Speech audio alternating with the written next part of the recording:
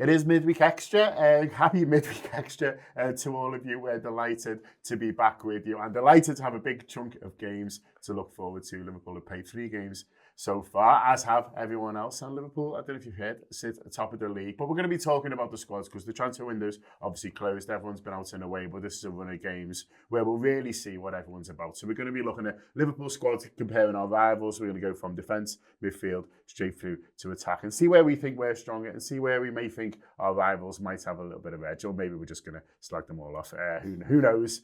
We shall see. But to go through all that, I've got Adam Smith, I've got Kiefer, and I've got Kev, and we are with Reilly. So huge thanks to Reilly for partnering with us. I'll do a little bit more on Reilly and how they can help you on maybe your European adventures for the rest of the year. Are you doing any Euroways? Yes, looking at Galatasaray, still to be booked, but I think I'll do Marseille as well. Fancy that, seems quite nice. And then obviously Milan's kind of an annual kind of trip now, isn't it? So we'll be there.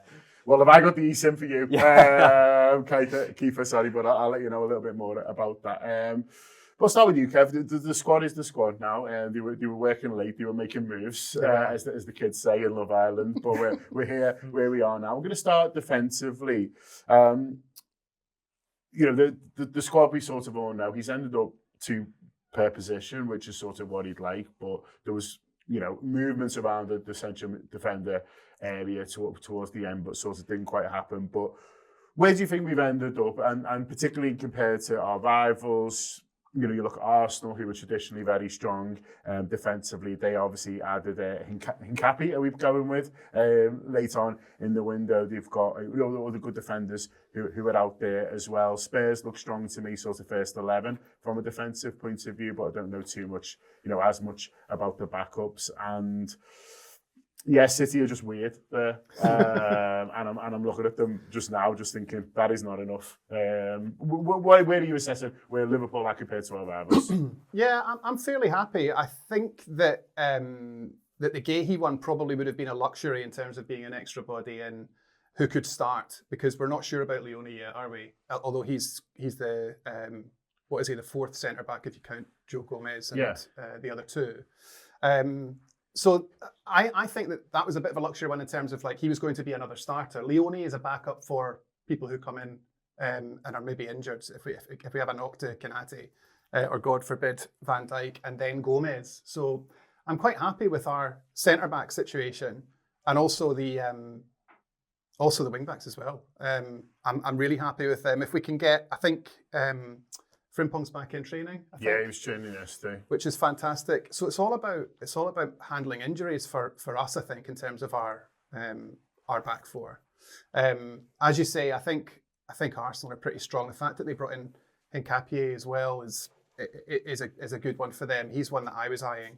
Yeah, we've been linked with him for a while, haven't we? And obviously he's probably been linked with everyone and finally sort of gets his move. But he does feel like he's going to be a good addition because of his versatility and obviously the fact that he's played at the top level. Yeah, and it was funny to see McAllister have a ding-dong with him the other night as well, wasn't it? That was quite funny. Although I think they're pals in real life. But yeah, I think for us it's about strength and depth, and we've got really good cover. I mean, we've got Andy Robertson covering the left back, which is unbelievable. Yeah. That's pretty nuts. We've got the Northern Ireland captain covering the right back. Although I think that those 2 will switch in and out depending on who we're playing. It'll be more of a horses for courses thing. So the back 4, I'm really happy with them. I think we've got enough strength and depth, and I'm really excited to see the lad Leone because he looks massive. Yeah, no, he does look big. In terms of the others, Adam, is there anyone you look at with envious eyes, or do you think like Liverpool are overall in terms of depth and quality a little bit stronger? I think it's tricky, isn't it? Because I think Arsenal have probably got the strongest defence there in terms of names and numbers, but that's because Arteta plays 8 defensive players every game, so they need them. But they're the Arsenal are the only ones defensively that I look at and go, yeah, I wouldn't mind 1 or 2 of them. I think the problem with our defence as a concept, if you like, is there's just too many unknowns, I think, really. So you've got, Joe Gomez, of course, I completely agree with what Kev's saying. He's a brilliant player. He when he's fit and available, he's great. But that when he's fit and available has been the problem that's dogged him throughout his Liverpool career. And I just don't think you can depend on him in any meaningful way. Leone, people have been saying brilliant things about. I saw some people saying he's like the natural successor to Van Dijk, which is high praise to give somebody. But we haven't even seen him so much as kick a ball in anger. We have no clue what he's going to be like actually in the hustle and bustle of the Premier League. I've not even watched him warm up. No, well, exactly. Yeah. Don't stars either. Not even seen that. Not even seen him in the little training thing running back and forwards before a game. Jeremy Frimpong looked exciting, but I think him and Salah were having some issues over on the left-hand side, and he's about 3'2", so he's not much use in terms of defending. Funny that Reece Williams' name's on the list. Yeah. Just as a thing. Still around. Still around. And Calvin Ramsey, to be fair. Yeah, exactly. Calvin Ramsey, same. And Conor Bradley is at risk of falling into the Gomez category of he just picks up injuries on a sort of semi-regular basis. So if you say to me all of them are fit all season long, brilliant. That's great. I do wonder if Conor Bradley's injury thing is just the growing pains phase of his Hopefully his so. Yeah, Gerrard had all of that, didn't he? Yeah. And then he got his teeth removed and he was fine. The weird stuff they used to do in the 90s. Yeah, was it? Remember the horse placenta? Yeah. Used to go somewhere. Remember, I've got 4 in the fridge. Yeah, everyone was getting it, like Bobby Fowler's nose thing. Yeah. Got to get some of that horse gear. It's working miracles. I don't know where they went for that. Yeah. But I don't know. You'll get away with that now. No. So I think I think we're strong defensively. Maybe only, as I say, Arsenal better than us. But I think there's just a few question marks over a few players. Konate has had 1 good game out of 3 so far. If he sorts himself out, great.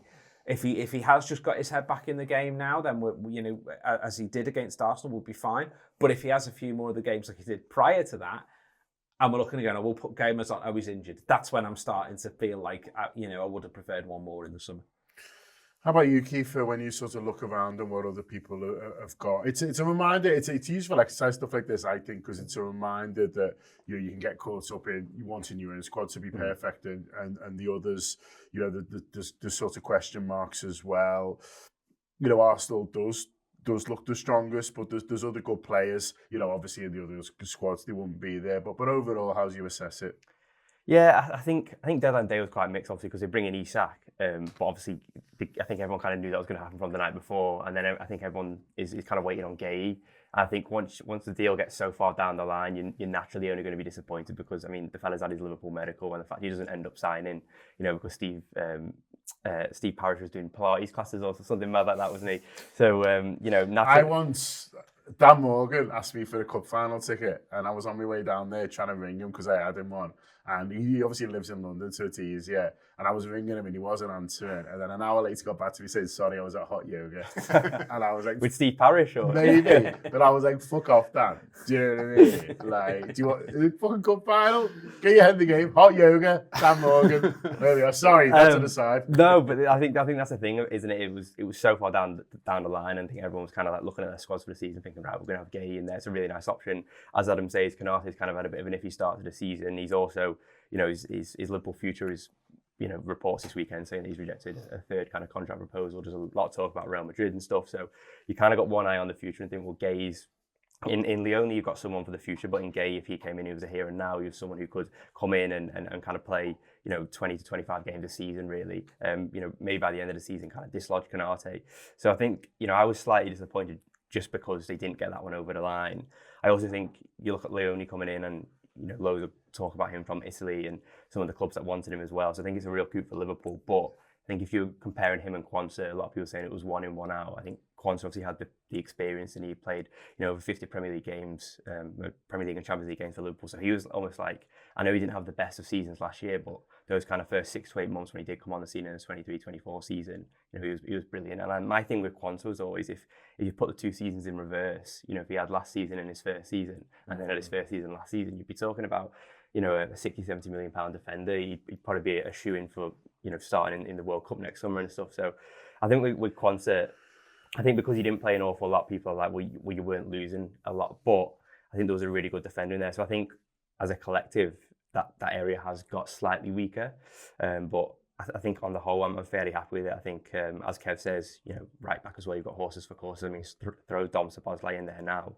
There's been a lot of talk about losing Trent's creativity in that area of the pitch. But we saw against Arsenal that Szoboszlai can play those 50, 60-yard switches of play. That just gives Liverpool a different element. They've got in Frimpong, they've got a more natural kind of fullback, similar to Robertson in that sense, where he gets around the attacker, doesn't he? Puts a cross in. With Bradley, they've got someone who's a bit more of a maverick, kind of a bit more like freestyle, really. And then with Szoboszlai, he's a bit of a wild card. So, and then you look at left back as well. Left back's really strong. You've got Kirk, who's taken a bit of time, but had a really good game against Arsenal. And obviously Robertson, still doing his thing, still a trusted lieutenant, vice captain for a reason, and he's going to be your backup. So, I think across the whole, when you kind of start to mull it over and chew it over, is I think it's strong. I think obviously the caveat is injuries, but I think last season, they did prove slotting his team that they did drastically reduce kind of the injury rate across the team. I mean, look at Canate, he had the kind of issue as against Real Madrid or around about that time, late November, wasn't it? He had a bit of an issue before Christmas, but then, apart from that, he was pretty much available for, I think he played 31 Premier League games. Yeah, it was literally an impact injury. I think it was the young Brazilian lad at Real Madrid, Hendrick, wasn't it? Yeah. That's what's impressive for me with Canate. I know that we think of muscle injuries a lot, but last season he was fantastic and didn't have one muscle injury. It was literally that one impact injury. And there's been a lot of talk about the coaching and the change of the sports science team to sort of help with the injury situation. So you can only kind of, going off that, you kind of got to give them the kind of credit and the kind of space to see, like, well, if they see those numbers fit and they kind of back themselves to keep the players fit, it's like the proof's in the pudding last season. So, unless something went drastically wrong this season, you kind of expect them to do it again. Arsenal's probably the defence where you know what you're going to get with them. They've added, but what's interesting to me is that they've been switching fullbacks quite a lot. So you've seen, Timber come in and out. I think Calafiori has started all the games, but obviously expect Miles Lewis-Kelly to also come in there. So they've got players who can come in, and you expect them to be defensively solid. The others, there's a bit more questions about City. I mean, I think I know he's a good footballer. I know he's picked up an injury already, but I think he's a good footballer. I'm not sure he's a fantastic defender necessarily, but maybe Pep Guardiola is still having this dream of playing one defender, a Haaland, and then 9 midfielders. I don't know, and then Kushinov sort of came in with a lot of noise, but seems to have sort of disappeared a little bit again. Had a tough start. Yeah, I was a bit surprised they let Akanji go because he just seemed like someone who was a really solid guy. This is terrible, but I had no idea he was gone until the other day. Well, I think he only went the other day, to be fair. He went quite late in the window. But a really surprising one to let go, because I think he's a really good player for them. Yeah. And I think he's had a good couple of seasons. What's he had? Played a lot of games. Played a lot of games. He was relied upon a lot and quite versatile as well. That was a really surprising one. I think with Pep, he has sort of microcosms of ideas and runs with them. And if they don't work out, he kind of changes tact. I think he really enjoys the coaching aspect of coming up with an idea for a problem. That's not worked. Move on to the next one. I think they are light at the back, and the age profile is quite interesting because they've got quite a lot of young players. They've only got 3 players over the age of 28, and Ruben Diaz, John Stones, and Nathan Ake. And I think that your squad profile should have a good age profile. You want an average age profile. You don't want too many youngsters. You don't want too many older heads. And that's an interesting one for me. I know they are going through a sort of transformative period and who they bring in and revitalising the squad. But it's numbers as well for them, isn't it? They don't have a lot in the defensive positions, which is it would be ringing alarm bells for me if I was a City fan, considering they always want to go for the domestic cups. They're going to want to go for the league and obviously the Champions League again as well. And they have to do a lot more defending now, Man City. That's the problem, because it's not going as well for them, Adam. You notice it in games, and you noticed it last season, and I thought it was the case solely against Brighton as well, that they look good when they're on top because they've got all these good footballers, but as soon as someone else has a bit of a go, they seem to sort of collapse. And if I was looking at that from a Man City point of view, listen, Rodri's going to help massively, obviously sitting in front of them when he's completely back up to speed, but still, I'm looking at that and thinking I'm not seeing a team who can hold someone out for a sustained period. And in the past it didn't matter because no one had a sustained period. But now, Brighton have a good 20 minutes and then end up winning the game. Yeah, it's quite interesting, I think, what's happening at City.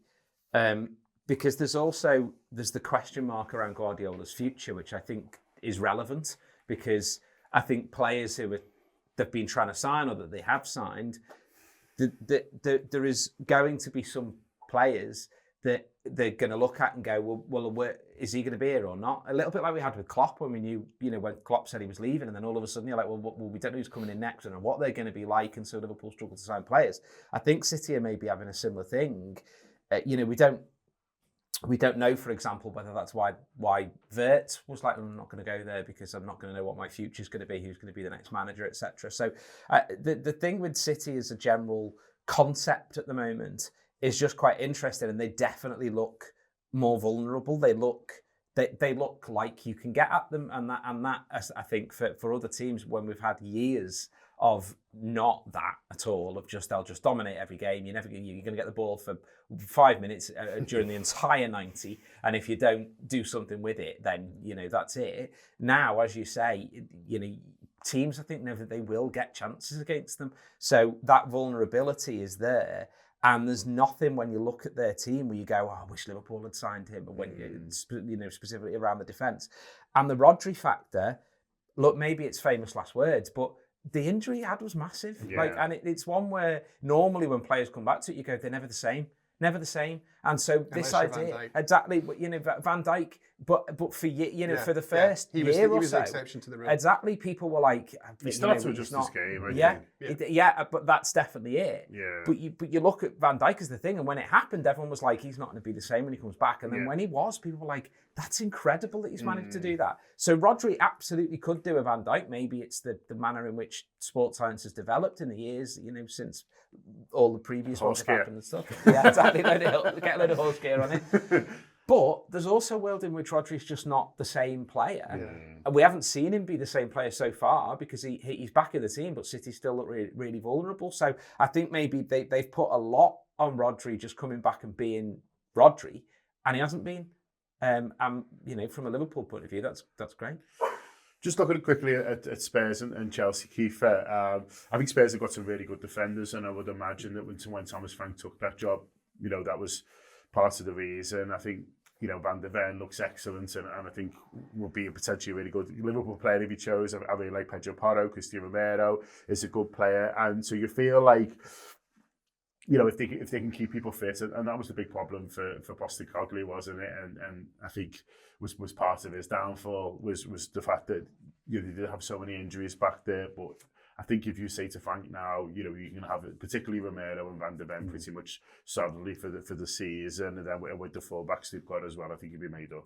Yeah, absolutely. It's a nice partnership, that, isn't it? I mean, Romero's got the experience, 27. And Van der Ven, as you say, he's kind of young, still learning on the job. There's a lot of talk. Was it Wolfsburg before was he? I can't remember. Well, he was linked with Liverpool quite a lot. I remember at the time, you see a lot of clips online. Talked about his speed a lot, yeah. Yeah, and obviously that's been I remember that mental game was at the 6-3 against Chelsea, and I think he'd done his hamstring. But that was the case of like Postecoglou was just so hell bent on attacking, where I think obviously you talk about that being his downfall, is that defence was so exposed.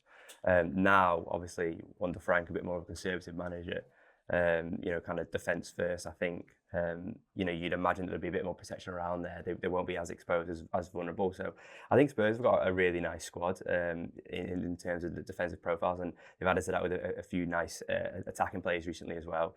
But even you look at Jed Spence, he had a difficult couple of years when he first came to Spence, but, the other day, gets his first cap. Yeah, exactly. So, another kind of example that Spurs team's coming to a nice age, and I think people forget. It was only a couple of weeks at the start of the Postecoglou's first season 2 years ago, but when they signed like Maddison and a few other players, and it was like they were killing it. They were playing really good football, weren't they? And it was that Tottenham game in like late in October, November time, which was kind of like their undoing, and I just don't think they ever really recovered from that in the league over his 2 years. But it felt like around, for those kind of first 6 weeks of the season. I mean, I remember we played them in the Diaz game at the end of September.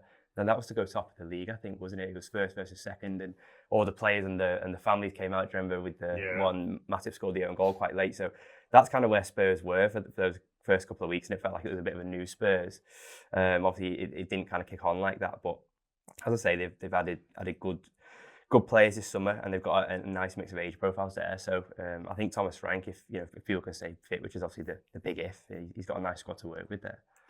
I can't figure out Chelsea from a point of view. Well, anyway, but defensively, they seem to let players go, and I'm thinking, are they all right? Are they quite good? And then they've got other guys who are about. But Reece James being back fit is a massive sort of plus for him, and I can't believe he's only 25. I think he got 32 on that show we did the other week, but apparently he's still only 25. So yeah, best years ahead of him, Reece James. But yeah, defensively everywhere, mad Chelsea, but defensively they've got lads coming in and out, and we'll have to sort of see on that one, I think. Okay, that's been the defenders. Hope you've enjoyed it. Quick break now, and we're going to talk about the midfield.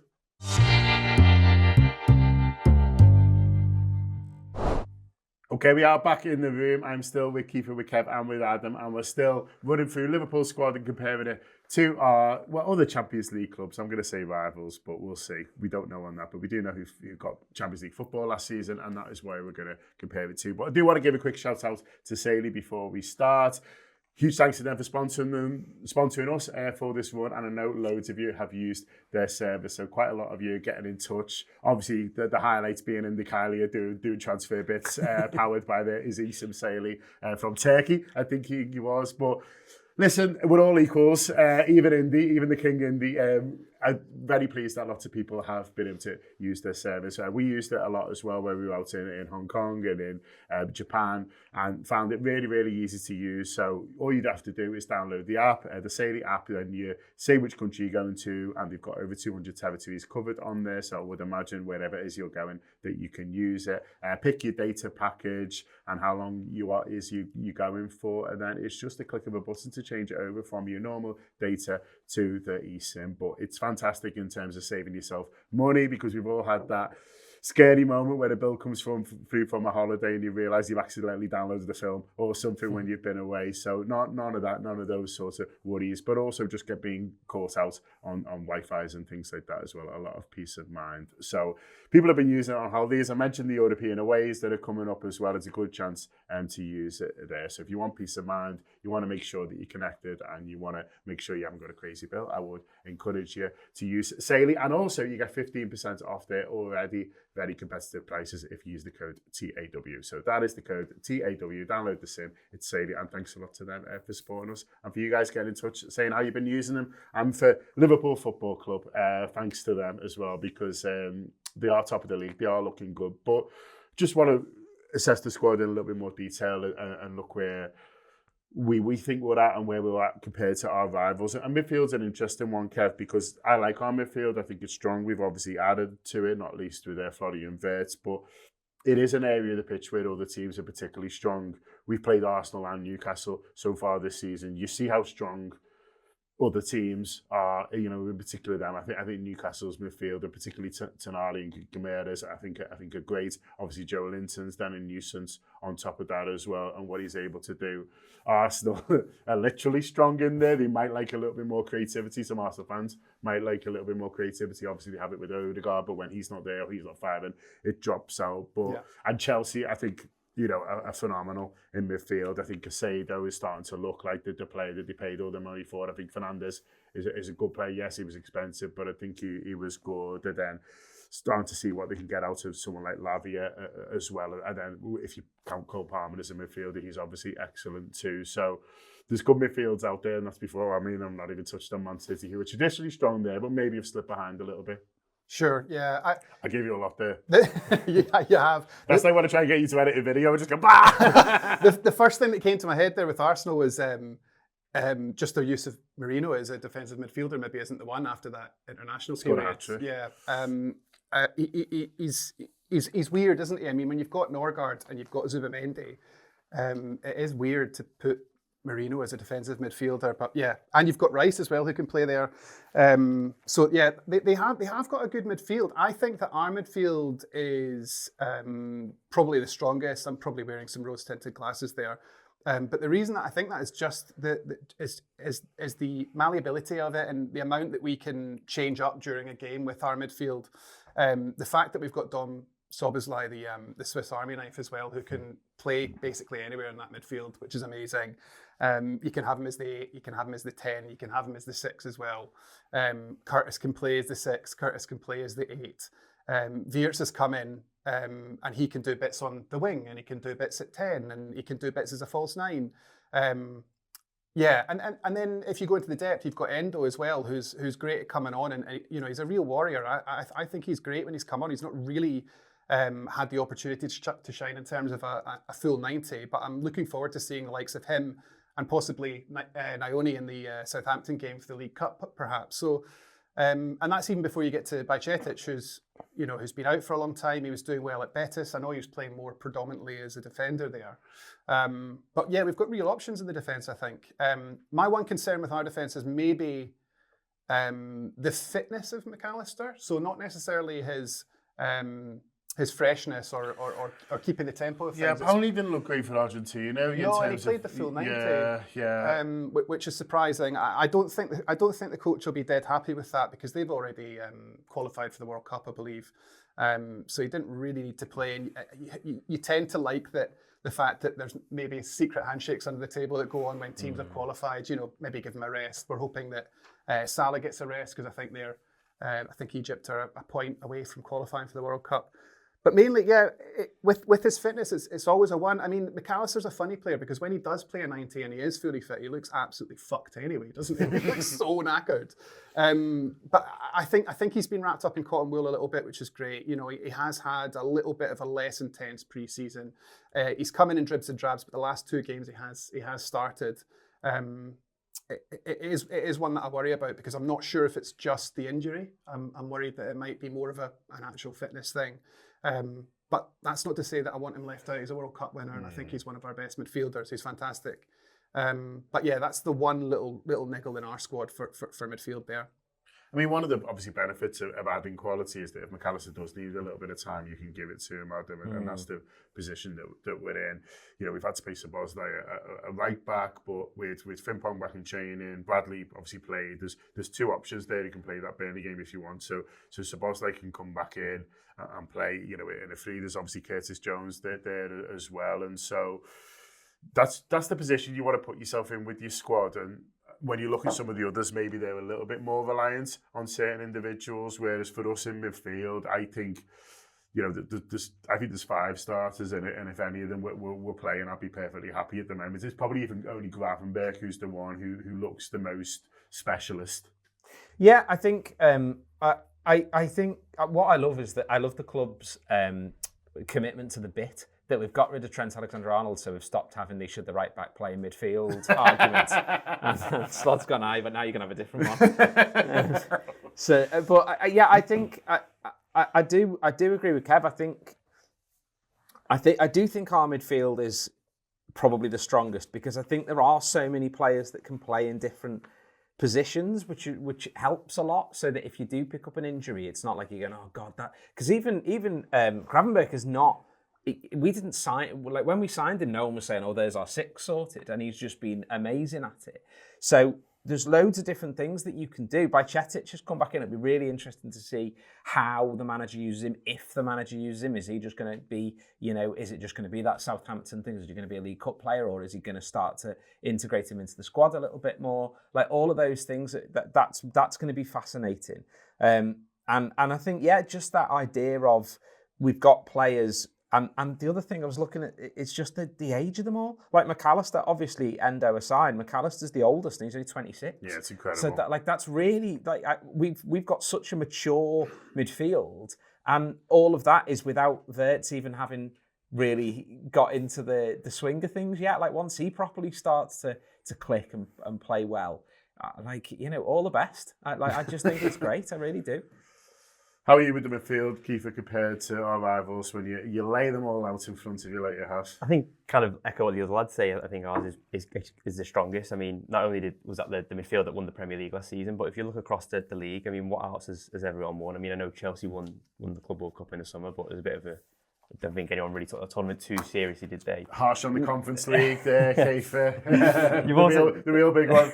It's like a vase, doesn't it? Then obviously you look at City and there's been such an overhaul in that squad. So there's only Kovacic, Rodri, Silva, and Calvin Phillips, if you're being generous, who've probably won a Premier League there. So obviously huge turnover in terms of players, but Liverpool was the proof's in the pudding in terms of last season, what they were able to achieve, and there was kind of little rotation last season as well. I think Slot really until the end. You look at Endo, it didn't look like he was going to play a lot of football. Then he kind of comes in and becomes this like new James Milner kind of thing. So I think, like I say, looking across the league, I think it's the strongest by far. And as Adam says, that's how, without even having really seen what Verts is about yet. I mean, we've seen glimpses. Probably the Palace game was probably the one for me where I was like, yeah, this is what we've signed, we paid the money for. He was better, I thought, in the second half of the Arsenal game. And I think at the minute his position, they're trying to probably work out, where they want him in terms of the build-up, because it looks like he is going quite short at times, starting a lot deeper. Compared to where he was with Leverkusen, where he was spending a lot of time playing that final pass on the edge of the box and stuff. But I think once they kind of get those kind of clicks and you add kind of your squad players in, as they say, Neone, Besetic, does he have a role to play? I think you can kind of cater for all tournaments, and that's what Slot wants to do this year, wasn't he? You can tell that PSG defeat really hurt him. Obviously got to the final of the League Cup as well. The FA Cup was a bit of a limp effort, wasn't it? At Plymouth, they go out in was it the 4th round? So I think when you spread it all out like that, you think, yeah, there's a squad there who can really go out and challenge on all fronts this season, really. He hates all the losses when you think about it. Hated Forest, hated PSG. I wasn't happy with that FA Cup one, and furious with the League Cup final. He was fine until he got to Ibiza. When he got to Ibiza. Oh, yeah. Which is maybe a message to all of us. But Forest was his only defeat in the whole calendar year, wasn't it, across both clubs? That's why it pissed him off so much. The league defeat, I think. You'd have thought he'd be more philosophical. No, it was always going to happen, but no, absolutely not. Probably because it postponed the Ibiza trip by 7 days. Maybe he knew that was on the horizon. He was up to. He was like, fuck's sake, lads. You talked a little bit about age profile before, Kevin. You talked about that sort of sweet spot. And what's interesting from a point of view of Man City is that how it looks like the manager was building towards that and he was trying to adjust to it, but it just hasn't worked out. And it reminded me a little bit actually of Liverpool and what happened with Klopp and, with the midfield. And he did try and he brought in Keita and Chamberlain, who were meant to be sort of that next profile, and largely for injuries for both of them, really, it doesn't really work out. And you look at this City midfield and they have actually tried to get the next one, but for those players who were in that, if you think about a player's peak being 25 to 29, well, they've got Foden there, who I think, to be fair to all of us, were expecting to be the next great English midfielder in that sort of attacking role. He'd had a phenomenal career. He looked at a fantastic player, and the idea of building him being the next De Bruyne wasn't particularly fanciful, and building the next team sort of around him. He brings Matthias Nunes in, who's 27, and then you've also got obviously Calvin Phillips in there, who's 29. Now, in theory, that's quite a nice balanced midfield. Calvin Phillips, Nunes and Foden, in terms of what they can do and what they can all do. The problem is that for two of them, the City careers just haven't worked out at all. They haven't looked the required quality, and obviously Foden sort of dropped on a cliff. So looking at it, you can see what he's trying to do. You can see he has been kind of future-proofing. Those signings just haven't worked out. Yeah, it proves how hard it is to get the market right. I think it just highlights how phenomenally we've done. That the last player who didn't make it was Naby Keita. I know a lot of people would say Darwin Núñez. I would disagree with them, considering how many goals he got. I don't think he was necessarily a flop to the level of Keita, who we just couldn't really get on the pitch. He's certainly not Calvin Phillips. I mean, that's... Say what you want about Darwin Núñez, he did not go to Ipswich on loan. That's a mad one. Calvin Phillips and Jack Grealish, he was trying to get that English profile in, and it's just not worked. I thought that when they signed Raheem Sterling, I thought that was a real pet project. I thought that they would really turn him into an absolute monster. And even then, he was a great player for them, but not to the levels that I expected. Guardiola's a great coach, but I feel like he's very obsessed with the more sexy bits of footy, and I know he's a great attacking coach. But I mean, the fact that Rodri's come in and sort of being the linchpin of that squad, I don't think is a coincidence. I think he was looking for a way to advance his team, but keep them solidified in terms of their attack, and not be, over the years, they've not been as mental and exciting, I don't think, as an attacking side. That they're a little bit more measured. The way that Haaland plays, for example, is a good example of that, and that he doesn't really get involved in the build-up, plays just there to score the goals at the end. But I think interestingly, Cherki's one to keep an eye on. I know that we were in discussions with him, weren't we? I think Arne Slot went over to France to have a chat with him before we signed Wirtz, which is interesting because that kind of highlights that was Cherky waiting for a Liverpool call before he went to City, which again highlights how important it is to get the market right. You can't necessarily bank on your first choice players all the time. Oscar Bobb's a good one that's come through from youth. I think they've got good young players. I think he's very, very talented. But then, Phil Foden was extremely, not that he's not talented, but Phil Foden was very exciting when he came through, and it seems like that's been kind of dampened down a little bit. Reilly, another exciting one to come through. So there are players there. I think it's great that Bernardo Silva's still so good at 31, still fantastic. I still shudder when he comes up against us because he's one of those players that can sort of do anything. And then Nico Gonzalez is an interesting one as well because he seems like another solid player who's very Guardiola. I know that everyone was excited about Reinders when he came in because he got the goal in his debut. But yeah, Nico's another solid player. So they have got this sort of like all-stars, good midfield on paper, but it's just not really clicking on the pitch, I don't think. And I don't know if that's because Guardiola's losing his edge. It happens to managers. You can only be a god in the game for so long. We'll need to see. But yeah, it's mad that they've still got Calvin Phillips. Feels like they're caught between two eras, doesn't it, City at the minute? It does, obviously, like they've spent so much money. I mean, was it £180 million in January, and then I'd probably say 200 million in the summer maybe or whatever. Obviously spent a lot of money, and still kind of waiting to see if Rodri's going to be the return. And you think with having spent that much money, you'd kind of not cut your losses with Rodri, but be like, we're not going to bank on him being the player he once was. Let's, and obviously it's hard, isn't it? Because Liverpool had the problems in the market trying to find the number 6 in the end. Yeah, and maybe that's what Gonzalez is long term. I don't know. We'll have to sort of see. Yeah. No, it's obviously Liverpool ended up kind of stumbling across Gravenberch, not accidentally, but like it wasn't the first choice, was it? In that position, yeah. Exactly, yeah. So it just shows how hard it is. But I think that only goes to kind of shine more light on Liverpool and how well their recruitment has done, because that was kind of Klopp's parting gift, that 2023 midfield, wasn't it? And it won the league last season, and hopefully wins the Champions League this year. Spurs just look like they've got so many players, Adam, and I don't really know where they're going to sort of put them all, and I don't know whether it's a case of, it's give the new manager loads to look at and see, but you're sort of looking through it and you're like, oh yeah, he's still Kulusevski, yeah, he's good. Yeah. But they bought almost a whole new team, but there's still a sort of a team there, and how he managed to get that together is going to be quite interesting. But I noticed, was it Tell who they paid 30 million for and then didn't put him in the European squad? Because there's no space. Yeah. And it's a reminder that you can't just add players, because you need to figure out what you're going to do with them. And the fact that, to pay the money for Tell and then not even put in the Champions League squad just sort of crazy. But then you look at the numbers there and you think, well, you can't keep all them happy. No. And the other thing, when you look at the squads like this, the other thing that's quite interesting, we Liverpool fans have been really concerned this summer about the amount of churn and how many new players we've signed. And then you look at everyone and you go, but sort of everyone has actually. Yeah. Everyone's brought in a lot of new players and are having to integrate new players into the team and figure out how to get the best out of them. And Spurs are a bit like that, and then you look at it and go, Javi Simon's great reputation, but no idea how he's going to adapt to the Premier League any more than any other player that any of the ones that we've signed. Kudus loved it, thought he was really good at West Ham, but was he the best player in a bad team? And that's what made him stand out. When you put him in a team with other players that have got good reputations, does he all of a sudden look a bit more ordinary?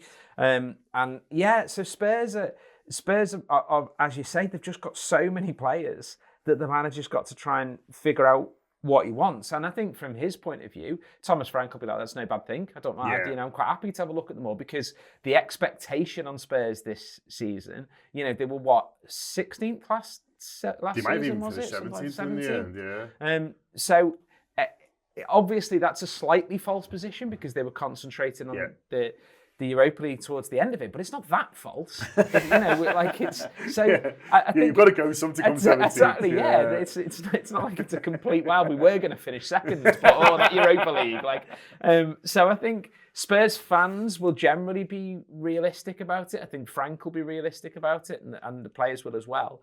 So for them, it's a great chance for him to have a look, and then turn around maybe January, maybe the end of the season, and say, these guys can go because I'm not going to get much use out of them, and trim the squad down that way. But for the moment, what that means is you've got loads of players that you've got to try to keep happy, or run the risk of them being, arsey around training and all that sort of thing. So it'll be really interesting to see how it works out for them. I think Adam's right in that it's a huge challenge for the manager to keep everybody happy. But I think if I was a Spurs fan, I would be quite happy about winning the transfer window in terms of midfield, because there are so many talented players in there. And it's interesting what you say, because any of these guys could be their midfielder of the season. You've got João Palhinha, who had a nightmare at Bayern, but I still think he's a fantastic player. We were interested in him for a long time. I think his age profile was maybe an issue. You've got Xavi Simons, who's incredibly exciting, a fantastic player for the Dutch national team. I mean, if you can break into that squad and do well, you're a pretty decent player. Yves Bissouma, who's a warrior, and he's a great guy to have in your team. You've got James Maddison, who I know is out at the moment, but another talented player. They've just got loads, and that's before you even get to Kudus, who's probably the best of the bunch, in my opinion. Such an exciting player, really, really versatile in terms of how he can attack you and go for you, can score goals, and he's very creative. And then Kulusevski on top of that. So. Well, Brennan Johnson did really well for them last year. And I think there'll be Spurs fans who say, well, we wouldn't necessarily want to see him pushed out of the team, because he's one of them players who, isn't the most eye-catching to watch or isn't the most trendy, but he does a job for the team and got some big goals as well. Yeah, he does tend to pop up with a goal, doesn't he? And that sort of wiry frame that's coming back to the Premier League, I don't know how he can pop in so many goals. He's a good player. Great that he's British and doing so well in a squad full of talent, but yeah, I think that in terms of purely on paper, in terms of their transfer window, I think they've done really well. It's sort of their midfield rebuild. It's like Adam said, it's all about how the chemistry works with the team and how the coach gets everybody playing together. Yeah, but that is the challenge for Thomas Frank. Okay, that's been the midfield. We'll be back in a quick second with the forwards. And now the forwards, the guys who score the goals. And what's nice, Kiefer, about our guys is they've scored a lot of goals. Some of them have scored a lot for us. In the case of Mo Salah and Cody Gakpo now, he's keeping up the all-time goal scorers list that I like to keep an eye on, and obviously history. But, Ekitike scored already, and Isaac. How much of yesterday did you spend watching Isaac in training? Oh, loads. And the last 6 days before that. I was thinking about it earlier. It's a bit like when you get a new toy at Christmas and you want to stop playing with it or whatever, and your mum says, you're going to your nan's for dinner, and you can't play with it for ages. That's kind of how I felt, because it was like that deadline day now feels so long ago, and it's like even every time, like when I saw him yesterday in training in a Liverpool kit, it just still didn't feel real. And obviously some of the promo the club are still putting out, and you think like it just kind of feels like it happened, and it just didn't happen. Really excited about that. And I think the nice thing about that is that you look at it now and you think he doesn't have to be dropped straight in, because Ekitike started really well. Obviously Ekitike speaking on international duty this week, and he basically said that he's kind of looking forward to the challenge, and I think that's what you want to hear. And the best players want to play the best, don't they? I don't think it'll be a case of he'll be gutted now that Liverpool signed a new forward for 125 million. I think he'll be relishing the challenge, and I think he started really well. And I think in him you've got a really clever footballer, and you can kind of see maybe how Liverpool. I think in the long term they could both work together. I mean, you take his goal at Wembley against Crystal Palace, for instance. He kind of, I think it's with Virgil Kirkes, he has a bit of a link up down the left and kind of cuts inside. So you can maybe see long term where not shifted out to the left, but maybe does a bit of rotation with Gakpo and stuff. And then he obviously probably does a bit with Isak as well. So I think there's plenty of games there for both players. But I think maybe long term I do wonder if they do go to a front two, maybe be a 4-1-2-1-2 or whatever. Maybe that's part of the kind of long term thinking. When Salah goes, he's going to be missing 6 or 7 Premier League games this season. But I do wonder with those two, obviously the age profiles. We've got Isak, who's 25, and Ekitike, who is 23. So you've got the best years ahead of them, and I think there will be a time when you look at getting them both in the team. I think Liverpool's forward line as well. I think last season he had 2 for each position, didn't he? You obviously had Diaz, Gakpo. You had Gakpo, Diaz, then you had Diaz down the middle as well. You had obviously Jota, you had Nunes as well, and then you kind of had Salah, who was ever present. So there has been a changeover and an overhaul for different circumstances. So I think they've got less bodies, haven't they? Because they had 6 last year. They've kind of got. I don't think you can count Chiesa yet, just because that one goal I don't think could change. His body of work. Well, Chiesa's just Chiesa, so he's still there. So he either counts or he doesn't, but it doesn't really matter. But his body of work is so light, we don't really know what we're going to get from obviously being left out of the Champions League squad. So I think they are a bit light, but I think they've obviously got a bit more refined, because Diaz was doing that job down the middle last year, and it kind of reminded me of Marnie when he had kind of his last 6 months at the club, and he kind of just it was kind of a bit of a stopgap solution, wasn't it? It wasn't a long-term thinking, but it was kind of viable for the here and now. Obviously, it got Liverpool over the line. You know, when Liverpool do that with Marnie from 2022 onwards, they nearly win the Champions League, they nearly win the quadruple. But obviously, in the summer, they choose to kind of move him on. Same with Diaz, got good money for him. So, yeah, I am really looking forward to it. I'm not sure when we'll see Isak. I think probably Southampton. I mean, you'll probably get a bit off the bench on Sunday at Burnley, played, 20 minutes for Sweden. But like I say, I think the fact that you don't have to drop him in for the here and now, you don't have to throw him and say, right, start scoring some goals.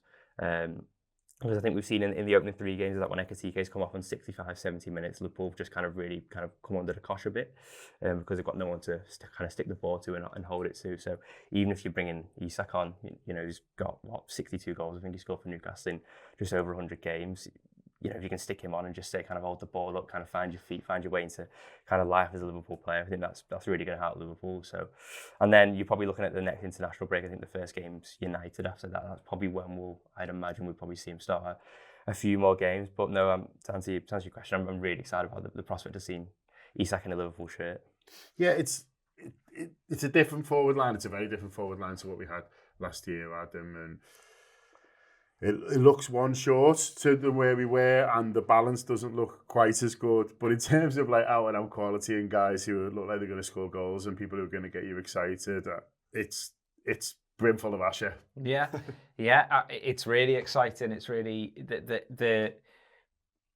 I think the fact that Chiesa is probably the only one who you'd look at and go, I'm not going to be that confident that he's going to be able to score if he started a game or if he comes off the bench. And yet he's already scored what was effectively a winning goal for us, and is also came with such a brilliant reputation. Obviously has the amazing song that gets the crowd going, all that.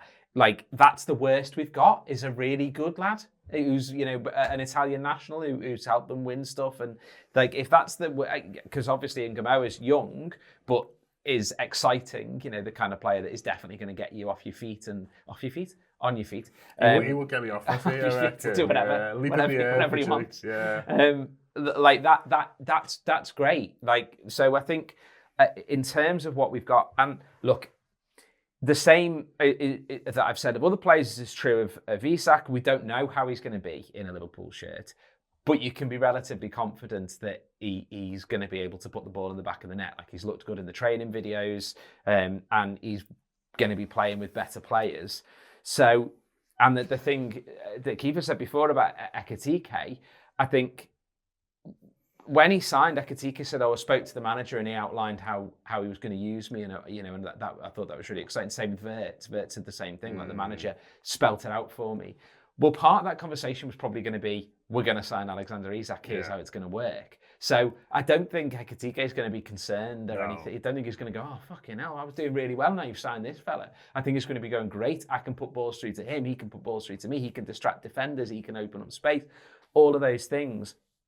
Vert's pulling the strings. Salah, obviously, a year older. I am, if I'm honest, mildly concerned with how he started the season, just because I don't think he's been involved in games basically at all.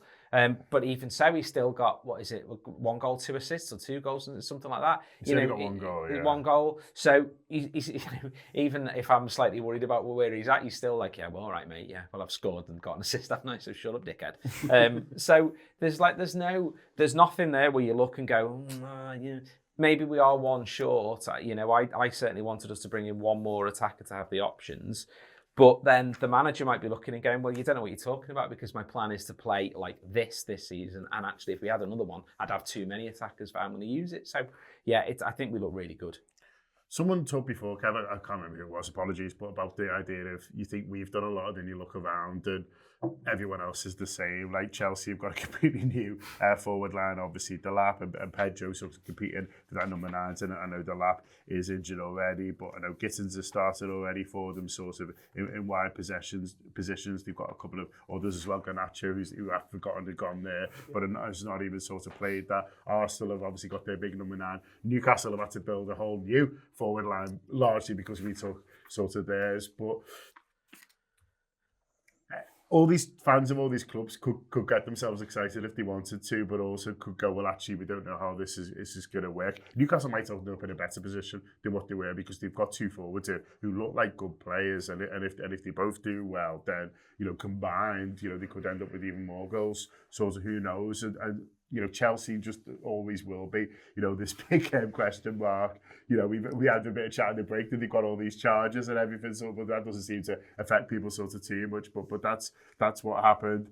Spurs, Colin Mwane coming in from PSG, I think is a really good move, a really exciting move. But we'll see. Maybe it just won't happen for him at all. And so. Everyone's doing bits and everyone's sort of done quite a lot. It's not just Liverpool. Some of them are forced, like the Newcastle one, they had to rebuild a forward line. Some of them, like Chelsea, that's just what they do. They just get wide forwards in and then go, well, we'll just pick 2 of them and we'll see what happens. And if not, we'll throw them away and get some more. But everyone's busy. It's probably only it's City who are looking a little bit more. But then some of those players only came in January, so have still been there less than a year. Yeah, there is an argument to suggest that they are in the best position in terms of bringing people in January to get them up to speed and give them half a season to get up to speed. Marmoush looks a player, doesn't he? He looks exciting. I've enjoyed watching him. Doku, I'm still not sure about. Savinho, still to see bits and bobs from him. And then Haaland's Haaland. But for me, the interesting one is Arsenal, because I would say that the pressure is on them mainly because they've brought in a striker to be the main man. Yeah. Considering they're looking for somebody to come in and score a lot of goals straight away. I know they've got Midweek. Havertz is apparently coming back sooner than the manager anticipated. I think he's had his surgery and the recovery time's a little bit less. But for them, I think they've got Trossard, who's good coming off the bench. I feel like he's quite a good utility player. I know Adam talked about Chiesa, who wouldn't necessarily come off the bench to be our number 9, but Trossard, I feel like always has more goals than I realise. I always have a look and he scored again. Yeah, he's on double figures for the season. Yeah, he seems to have been pushed out a little bit, as like we talked before about sometimes being careful not to go, well, he's not very trendy, you know what I mean? We'll sort of, get rid of him. But I agree with you. I think he's been a really useful player for Arsenal. Yeah. And it surprised me a little bit to see him kind of like pushed out. Yeah, I think what's interesting is contract situation, wasn't it? Because I think he signed a new contract which wasn't extended in time, but was in terms of salary, which I don't think I've heard of before. No. But yeah, for me, Gyökeres is the big one because he's come in with a huge expectation, and I don't really see it. I could be wrong. He just seems like he's a bit too jacked for me. He's a strong lad. He's fast, but I don't see the creativity. I don't see the finishing. He's been fantastic at Sporting, but that's Portugal. Adam touched on these players who are coming into the Premier League. It's a completely different game. I feel like most players who come into the Premier League need to start again. We're seeing that a little bit with Wirtz coming in and adjusting to the league. Newcastle's interesting, isn't it? With Whistle over the line and Voldemad, which I think scored or assisted during the internationals in Germany. Will that be a like-for-like replacement? We don't know. There's an awful lot of unknowns up front. I think for us, the sort of golden ticket is Isak, because a lot of people talk about the goals that he's going to score, but he's going to create a lot as well. He's going to be a real distraction and a handful for other defenders. And then you've still got to worry about Salah. You've still got to worry about Gakpo. If Ekitiki's on the pitch, you're worrying about him as well. And then that's before you even get to Wirtz and Sobersly and the goal scorers within the midfield. I need to eat humble pie a little bit about Rio Gamoa, because I just thought that he was too young to play in any Premier League games. And the fact that he was brought on when he was brought on against Newcastle just suggested to me that maybe I'm wrong, and maybe he is going to feature for the last sort of 5-10 minutes in games here and there.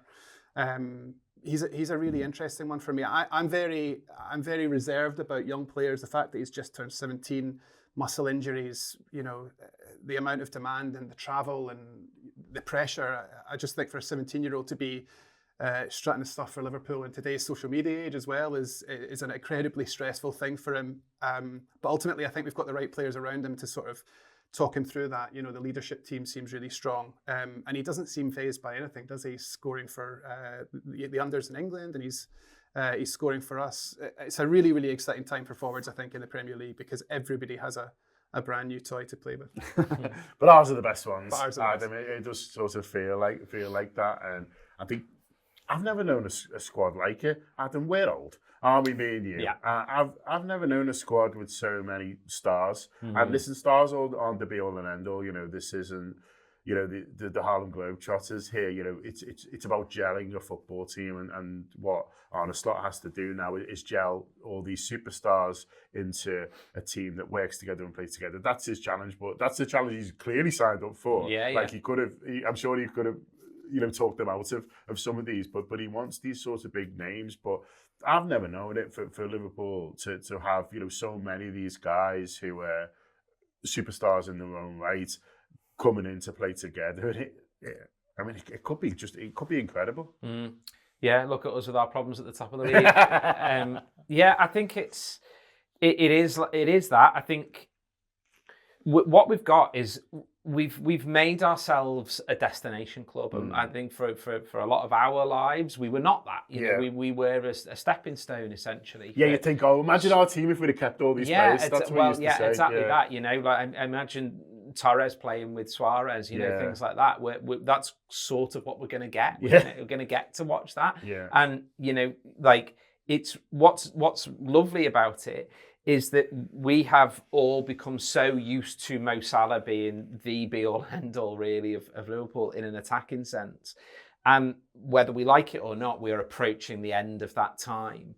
So the fact that now we can go, you know, it's okay. We've signed Isak. He's coming. Ekitike's hit the ground running. We've got this young 17-year-old who's, you know, looks like he's got the absolute world at his feet. It will soften what will be a very painful blow, I think, when we do eventually say to Mo Salah, that's it. You know, your time's up. Because there are just so many good players. You look around it, you know, like there's the massive billboard in Liverpool of Florian Wirtz, like, you know, effectively a midfielder. You know, when have we had that since, apart from Gerrard? You know, when have we had that where we've had a midfielder and you go, stick him on a billboard because he's that good and that, you know, that well known. But he might only be our fourth or fifth best player. Yeah, exactly that. Which is, you know, how exciting is that? And there's just so many. We've got, I think, a really nice blend of. We've got absolute superstars. We've got, you know, a number of them, a sprinkling of them all around the squad. You've got absolute superstars. You've got players who are there, really solid, really reliable. You know, like Curtis Jones has played something like 2 games already this season where he's had 100% pass completion rate, and he's not playing, you know, Jordan Henderson slight ball off to the side. This is like he's playing passes into feet and to the attacking players and things. Like, that's incredible, and he's not a nailed-on starter for us. And then you've got young players that are coming through that, you know, as I say, Leone got the best, you know, the reputation of being Van Dijk's successor. You've got Ngamoa, who's just looks like he's an insane talent. You've got Nyoni, who's obviously going to be a really talented midfielder. Bajcetic has come back in. If you remember, before he went, people were talking about him as like he's going to sort our midfield for the next decade. Like, and he's only 20. Like, there's such a perfect balance of everything. And on top of all of that, we've got a manager who won the league at the first time of asking and is going, next time we'll win all of them instead. Like, we didn't do so well in the FA Cup, well, next one we'll win it. Do you know what I mean? He is not somebody who lacks confidence, which, let me tell you, as a bold fella, it's fair play to him. I'm glad we've done the forwards last. I nearly did them first, but I'm glad we've done them last because we've been really, like, I think, fair and balanced on this, and we've looked at other teams and what they've got and said, oh yeah, they could be stronger here, or you know, we've talked about strength of other teams in other areas. Forwards, it's sort of quite hard to be as magnanimous, really, because it's like, you know, Chelsea, for example, have bought Delap and Pedro in, and you think, like, oh, fair play, decent players, but they're not fucking Isaac and Ekitike, are they? Do you know what I mean? Like, Newcastle have got 2 decent ones in. Fair play. They look like they've ended up in a good place, but, you know, I'm sure they'd have rather not have done that. I'm sure they'd rather just Isaac. Never mind, at one point that they were crowing that they were going to get Isaac and Ekitike and play them sort of as a front two. City, you've got to say Haaland. Haaland is obviously incredible. He's a proven goal scorer in this league, but it is just him.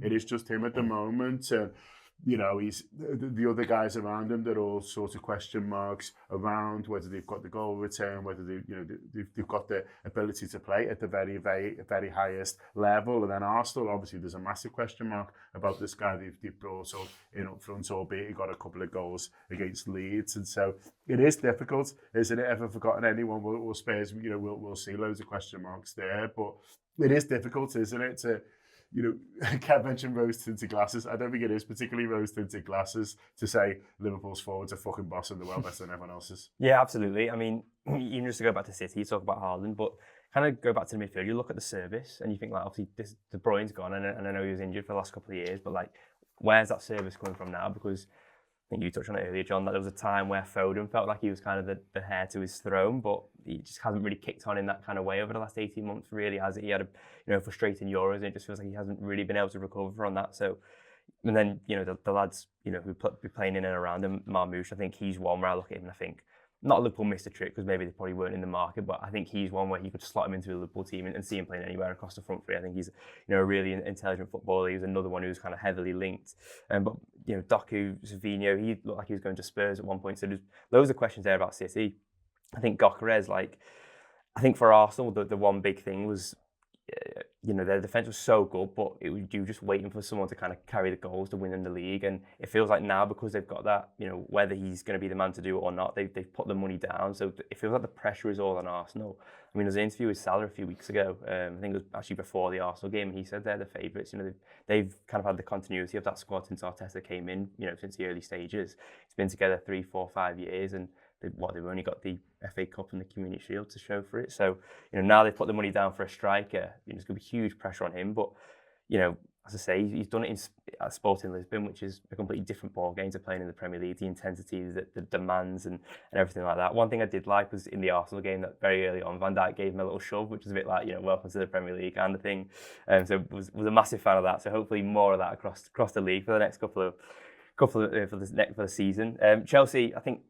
It's hard to praise Chelsea transfer business, isn't it? Because they sign so many players, but you almost feel like illegally. Yeah. Allegedly. I haven't even looked at these charges yet, but apparently there's stuff going on.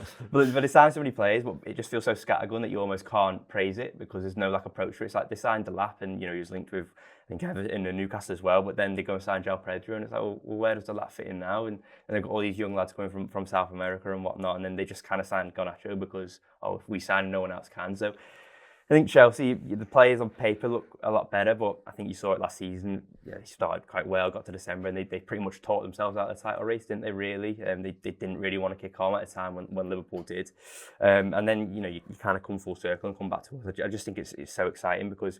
Yes, it's a huge step up for Isak in terms of the scrutiny of playing for Newcastle to play for Liverpool and kind of the demands that come with that. But I think apart from Haaland, I don't think there's a kind of a better guaranteed goal scorer in the Premier League. I was looking at some of his numbers and I think he got 10 in 21 starts in his first season. I think he got 21 and 27 in his second, and then 23 and 31. So last season, so he has scored a lot of goals for Newcastle, and in a really good return.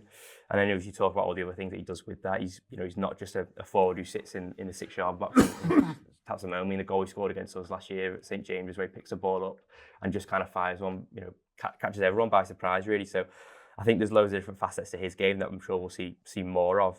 But I think as maybe we are one short. And maybe I would have liked someone who could just be a bit more versatile. Kind of, you talk about Swiss Army knives in, midfield with Szoboszlai and stuff, and maybe able to play in different positions. I just think if they had someone like that in attack, I don't think it would have been a bad thing. But I think in terms of across, Diaz, what you mean? Yeah, just someone who you can kind of plug in and play, and there's talk of already when I think Slot mentioned it in pre-season with Salah going, they might look at doing Frimpong there. That was one of the reasons they signed him. Now they've got Isak and Ekitike, do they do him? But I just think to have someone who could maybe do right, left, and a bit down the middle, which is probably a bit greedy of me. But I think apart from that, I think I'm really happy, and I'm hopeful that kind of in 6, 7, 8 weeks we look back and Ekitike's kind of continued his run and Isak's kind of started well, and I think it'll be a brilliant window for Liverpool, and I think we'll look back at it in the same way that we do that 2023 midfield one, where it's like, wow, we kind of really overhauled. That was a difference, and yeah, fingers crossed it fires Liverpool to another Premier League. That wouldn't be a bad bad May, would it? Hopefully slots in Ibiza come February.